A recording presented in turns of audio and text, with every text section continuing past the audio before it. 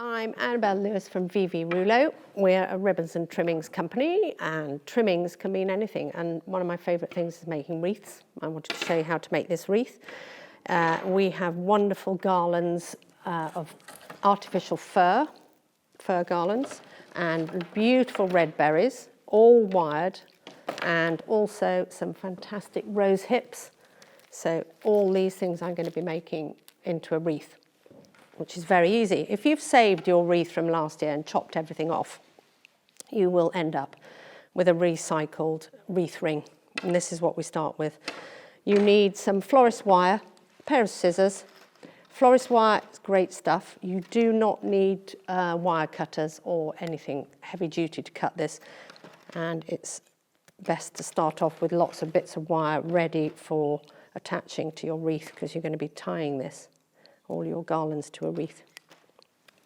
So to start with, all these lovely garlands, this is the fir one, come, and they're very boring. They're just dead flat, not looking luscious at all.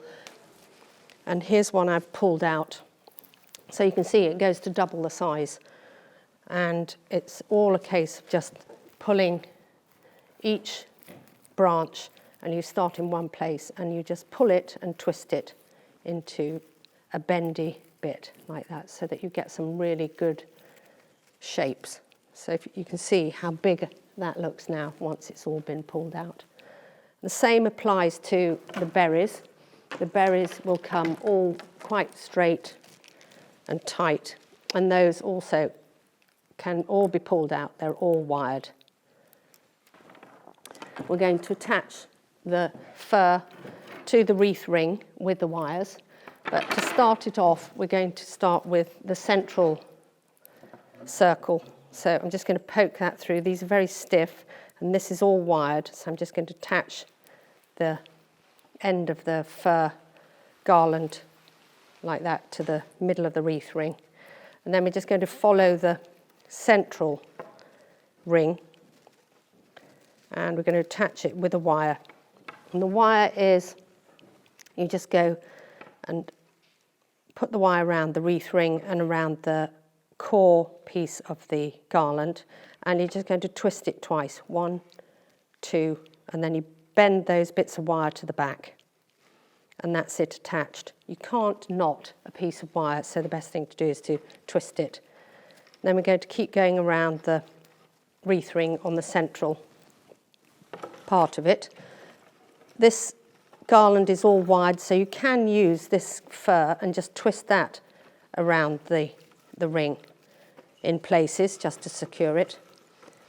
Once we've gone around the central part of the wreath ring, we're then going to go around the outside part. So we're just following the garland around the outside of the ring. End of the wire, there's a small piece, so you can just twist that around the wreath ring. So that's all attached. Then we're going to use our lovely rose hips, and take our rose hip garland, which again is all wired. That we're going to put in the centre of the fir garland, in the central part. You're just going to poke it through and then twist it around the wreath ring at the back, just to start securing it with the end of the garland. And then we're going to feed it in around the centre, and we're going to just go around until we get to a piece of the fir which is wired, and the easiest thing to do is to just twist that fir around the rose hip garland and secure it.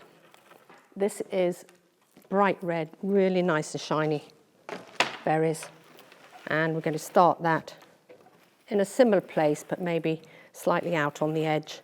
So I poke it through, and because it's all wired on the end, I can just twist that around all the greenery that you've put on already. What is lovely about these, they're very realistic and they don't die. So they last for a long time, and you can keep adding to them every year. And next year you might want to add some fir cones, or you might want to add some cinnamon sticks. Just different things that you can add later on, so you can reinvent your wreath. Like that. And then you get to this stage, but then you need to pull out your greenery to make sure that the core of your wreath ring is not showing and that you've got a nice perfect wreath. To finish, we're going to put a beautiful bow, but also we're going to add in some really bright red berries, and those you would just attach. You put it through the middle of the wreath to the back, and then we're just going to secure it, tie those with a wire. I'm going to attach some berries just to give it a bit of really nice, luscious, big clumps at the top, which we're going to push through the centre of the wreath. And then you go to the back, and then we're just going to attach that. Now we're going to put a fantastic bow on here. It's a lovely red ribbon, a lovely boucle, sort of shot with gold. And to make your bow, a couple of tips.